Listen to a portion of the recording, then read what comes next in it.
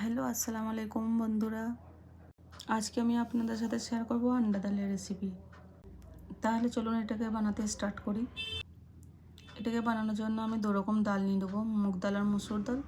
এটাকে ভিজিয়ে রেখে দেবো সর্বপ্রথম। আর তার সঙ্গে আমি করে নেবো ডিম সেদ্ধ। চলুন এবার রান্নাটা স্টার্ট করি। সর্বপ্রথম একটা প্যানে অয়েল দিয়ে দেবো, নিয়ে পেঁয়াজ কুচি দিয়ে দেবো। একটু সটে করে নেওয়ার পরে রসুন কুচি দিয়ে দেবো।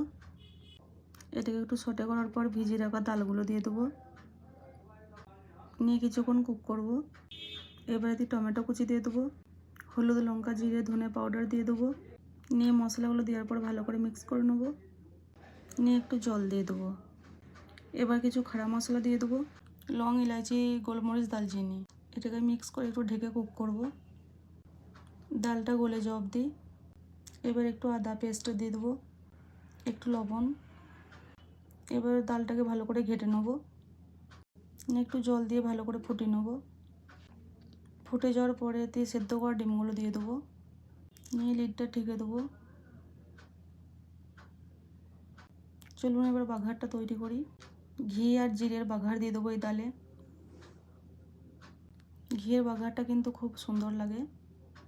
এবার সবের শেষে ফ্রেশ ধনেপাতা দিয়ে দেবো। ফ্রেশ ধনেপাতা দিলে তরকারিটা কিন্তু খুব সুন্দর লাগে। এই যে আমাদের ডিম ডাল রেডি। চলুন এটা গরম গরম সার্ভ করি। ভিডিওটি ভালো লাগলে লাইক কমেন্ট আর চ্যানেলটি সাবস্ক্রাইব করে দেবেন। এই যে আমি এখানে দেশি ঘি দিয়ে সার্ভ করছি।